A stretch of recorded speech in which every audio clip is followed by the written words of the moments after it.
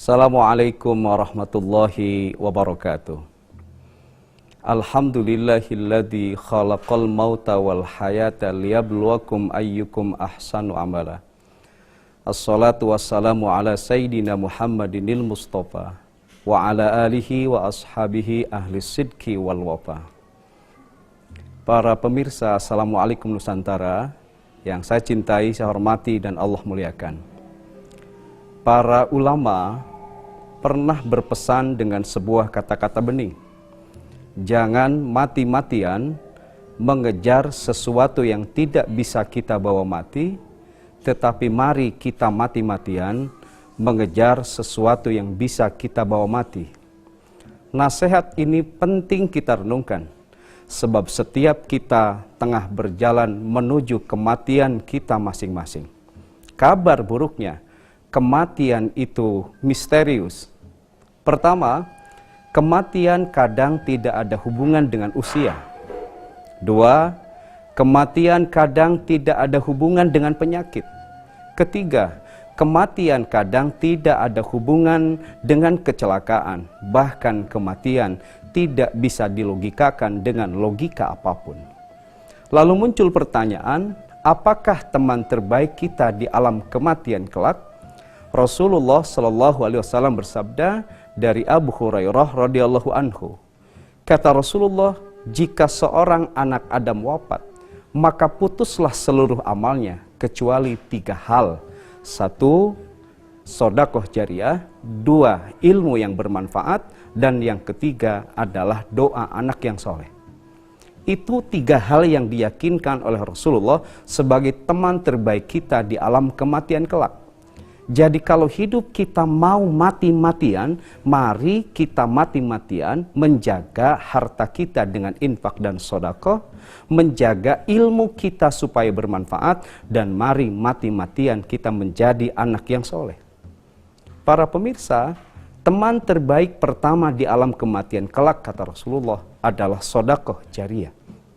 Pertanyaannya, kenapa kita harus menjaga harta dengan infak dan sedekah?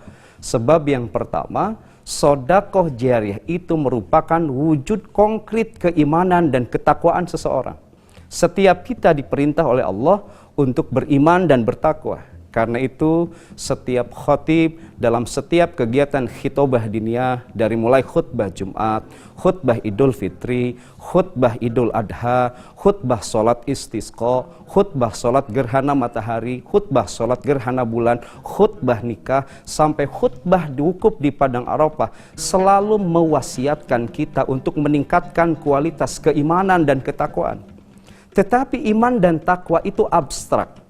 Lalu apa wujud konkret dari keimanan dan ketakwaan itu? Mari kita ihtidah bil Quran. Dalam Quran surah Al-Baqarah misalnya, ketika Allah menyebutkan dzalikal kitabu la raiba fihi hudal lil muttaqin. Al-Quran itu adalah petunjuk bagi orang yang bertakwa. Manakah orang yang bertakwa itu? Alladzina yu'minuna bil ghaibi. Dua, wa yuqimunas sholata. Yang ketiga, wa mimma razaqnahum yunfikun. Kata ayat ini wujud konkret orang yang beriman dan bertakwa adalah mereka yang menjaga hartanya dengan infak. Di Quran surah lain, Allah misalnya ketika menjelaskan innamal mu'minun, sesungguhnya orang-orang yang beriman itu. Pertama, alladzina idza dzukirallahu wajilat qulubuhum. Dua, wa idza tuliyat alaihim ayatuhu zadatuhum imana. Ketiga, wa ala rabbihim yatawakkalun. Keempat, alladzina yuqimunas sholata. Lagi-lagi Allah menyelipkan wa mimma razaqnahum yunfikun. Orang yang real beriman dan bertakwa, kata Allah, adalah mereka yang menjaga hartanya dengan infak. Di Quran surah Ali Imran ayat 133 misalnya, kembali ketika Allah wa jannatin arduhas samawati wal ard, kata Allah surga yang seluas langit dan bumi itu uiddat lil muttaqin, diperuntukkan bagi orang yang bertakwa. Lalu siapakah orang yang bertakwa itu? Alladzina yunfikuna fis sarra'i wad dharra. Lagi-lagi orang yang dermawan, orang yang menjaga hartanya dengan infak, baik dalam keadaan lapang maupun dalam keadaan sempit.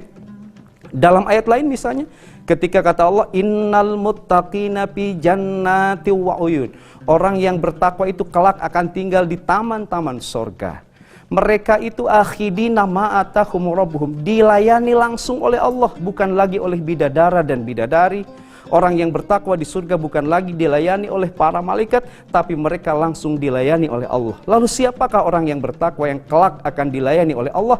Wa fi amwalihim haqqul lisaili wal mahrum, yakni mereka yang diantara haknya, hartanya ia tunaikan untuk fakir miskin yang minta-minta dan fakir miskin yang tidak meminta-minta. Disimpulkan jadi satu ketika bicara tentang wujud konkret orang yang beriman dan bertakwa dalam Al-Quran. Allah selalu menyelipkan orang yang beriman dan bertakwa itu adalah orang yang dermawan. Pemirsa, kenapa kita harus menjaga harta kita dengan infak? Sebab ada kata-kata bening dari kawan-kawan kita pejalan kaki di dunia sufistik. Kata mereka begini, harta yang kita makan ujungnya hanya jadi kotoran. Harta yang kita wariskan kadang menjadi sumber pertengkaran dan perpecahan. Tetapi harta yang kita infakkan dan sedekahkan akan menjadi teman terbaik kita di alam kematian nanti.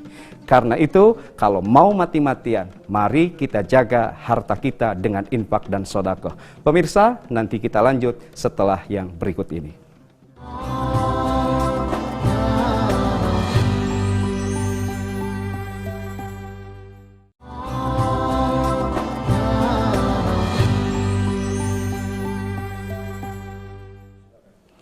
Para pemirsa, Assalamualaikum Nusantara yang saya cintai, saya hormati dan Allah muliakan. Teman terbaik kedua di alam kematian nanti adalah ilmu yang bermanfaat. Saya yakin setiap kita telah memperoleh ilmu, entah dari lembaga pendidikan formal sampai non-formal atau informal. Setiap kita telah menempuh strata pendidikan dari yang terendah sampai yang tertinggi.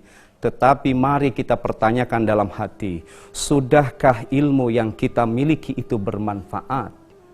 Lalu pertanyaannya, manakah ukuran dari ilmu yang bermanfaat itu? Lagi-lagi saya ingin kutip pendapat para ulama. Pertama kata mereka, wujud konkret ilmu kita bermanfaat adalah ketika ilmu yang kita miliki bisa memanusiakan diri kita sebagai manusia. Kita ini sudah dilegalisasi oleh Allah sebagai makhluk yang sempurna.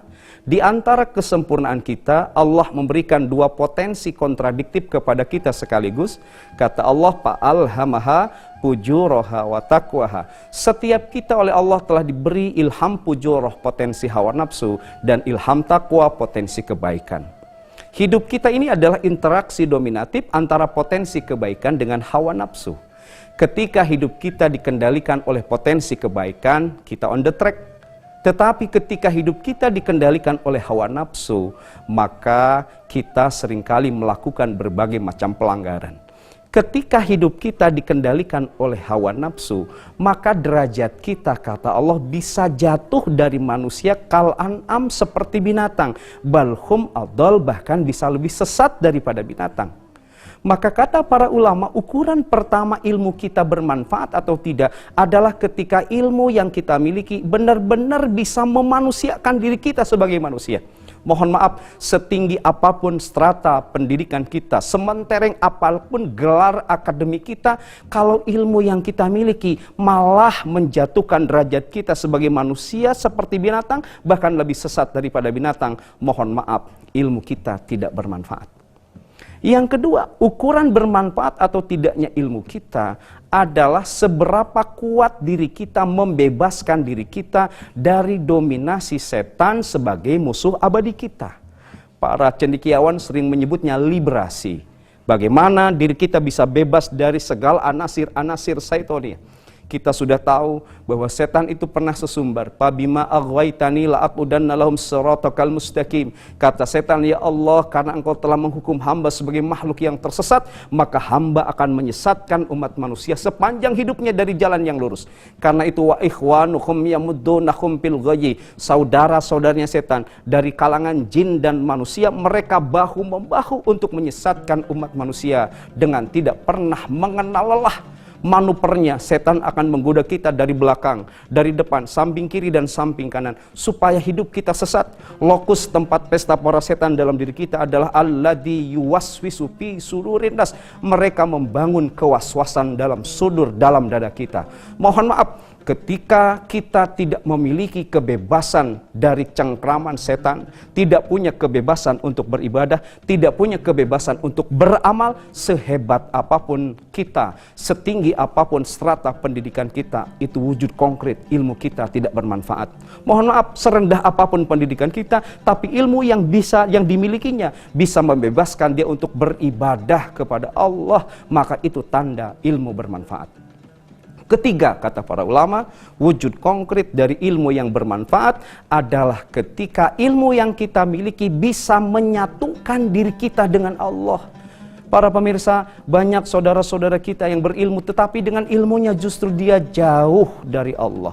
Maka ilmu kita menjadi ilmu yang bermanfaat ketika ilmu yang kita miliki bisa membawa kita taqarrub kepada Allah, ilmu yang kita miliki bisa membawa kita dekat dengan Allah, ilmu yang kita miliki bisa membawa kita tunduk kepada Allah.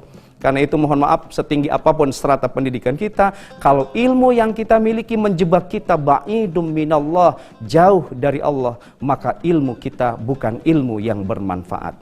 Karena itu para pemirsa, jaga ilmu kita supaya bermanfaat. Yang ketiga, teman terbaik kita di alam kematian adalah doa anak yang soleh.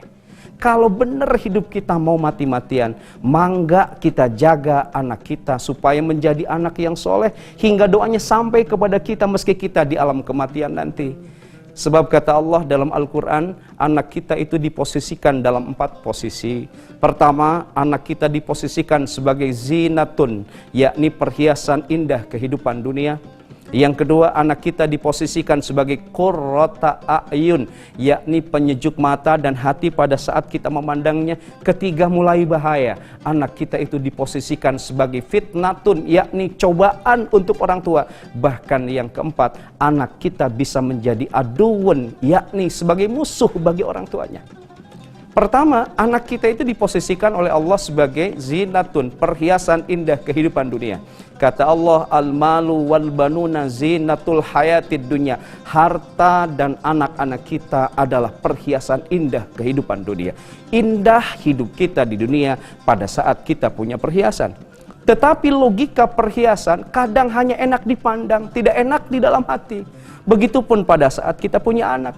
Maka posisi anak yang ideal, kata Allah, adalah qurrata a'yun, penyejuk mata dan hati pada saat memandangnya. Allah berfirman yang sejatinya menjadi wirid harian kita, Rabbana hablana min azwajina wa dzurriyyatina qurrata a'yun waj'alna lil muttaqina imama. Yang ketiga, mulai posisi anak kita diposisikan oleh Allah dalam posisi yang berbahaya. Apa? Fitnatun, yakni cobaan. Para pemirsa, banyak orang tua yang terhormat tiba-tiba jatuh kehormatan karena perilaku anak. Kalau anak sudah menjatuhkan kehormatan orang tuanya, maka anak itu adalah fitnah. Banyak orang tua yang sehat jasmani tiba-tiba menjadi sakit karena perilaku anak. Kalau anak sudah menjatuhkan orang tua yang sehat menjadi sakit, tanda anak itu adalah fitnah. Untuk yang keempat akan kita kaji setelah yang berikut ini.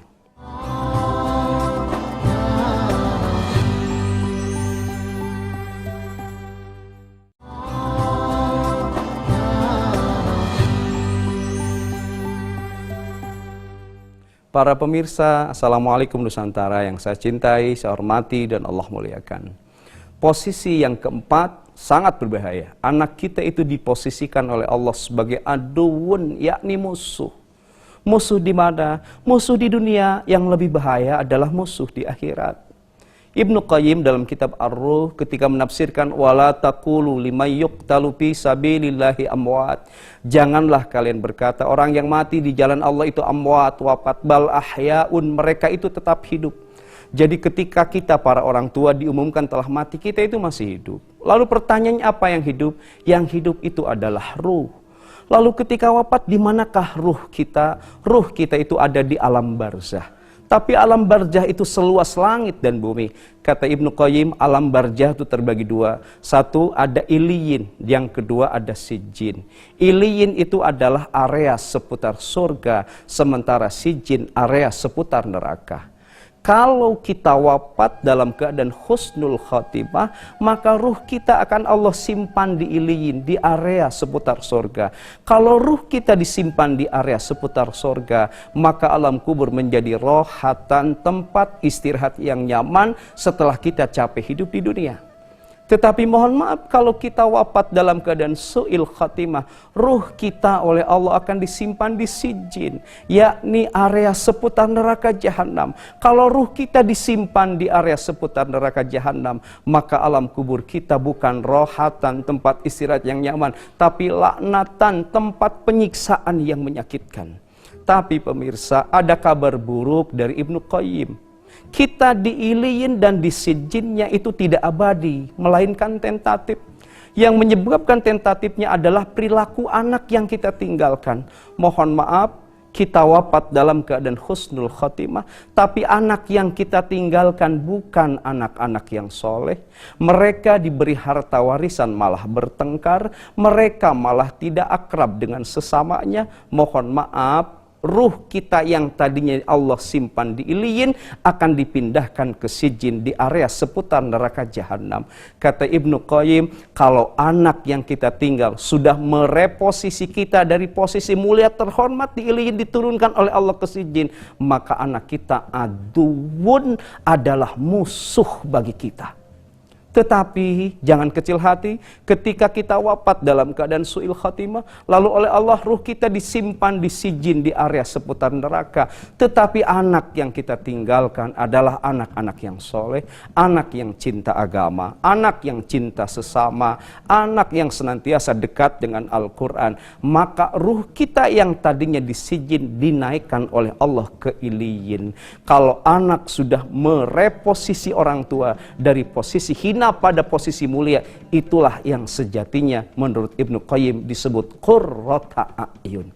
Para pemirsa yang saya cintai, saya hormati dan Allah muliakan.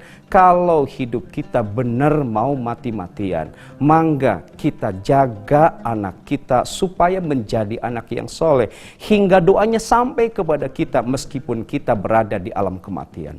Tentu saja ketika anak-anak kita ingin soleh, mangga kita posisikan diri kita menjadi anak yang soleh untuk setiap orang tua kita. Sebab jangan berharap anak kita akan berbuat baik pada kita, manakala kita tidak berbuat baik pada orang tua kita. Karena itu PR utama bagi setiap kita adalah berbuat kebaikan. Kenapa kita harus berbuat baik? Sebab kata Allah dalam Quran surah Al-Mulk ayat 2, Alladzi khalaqal mauta wal hayata liyabluwakum ayyukum ahsanu amala. Allah menciptakan kehidupan dan kematian adalah untuk menguji siapa di antara kita yang paling bagus amalnya. Jangan banyak berpikir untuk berbuat baik. Kenapa? Sebab kata Allah, in ahsantum ahsantum li anfusikum. Ketika kita berbuat baik, maka kebaikan itu bukan untuk orang lain, melainkan untuk diri kita sendiri. Tetapi mohon maaf, wa in asatum falaha. Ketika kita berbuat jahat, perbuatan jahat juga itu adalah untuk diri kita sendiri. Bahkan di Quran surah Ar-Rahman ayat 60 Allah menjelaskan, hal jazaul ihsan illal ihsan. Tidak ada pahala kebaikan melainkan kebaikan pula. Karena itu mari kita mati-matian untuk menjadikan diri kita sebagai anak yang soleh untuk orang tua kita dengan menjadi anak yang pandai berbuat baik. Sebab setiap kebaikan yang kita perbuat akan menjadi investasi bagi kehidupan kita. Para pemirsa yang saya cintai, saya hormati dan Allah muliakan, kembali pada kata-kata bening tadi, jangan mati-matian mengejar sesuatu yang tidak bisa kita bawa mati, tetapi mari kita mati-matian mengejar sesuatu yang bisa kita bawa mati. Kenapa demikian? Sebab setiap kita tengah berjalan menuju kematian kita masing-masing. Dan ingat kata Nabi, teman terbaik kita di alam kematian nanti, satu adalah sedekah jariah, yang kedua ilmu yang bermanfaat, dan yang ketiga doa anak yang soleh. Semoga pada saatnya wafat nanti kita wafat dalam keadaan husnul khotimah, dan di alam kematian nanti kita ditemani oleh setiap amal baik yang kita kerjakan. Itu saja yang bisa saya sampaikan. Terima kasih atas segala perhatian. Mohon maaf atas segala kekurangan. Wallahu waliyut taufiq wal hidayah. Assalamualaikum warahmatullahi wabarakatuh.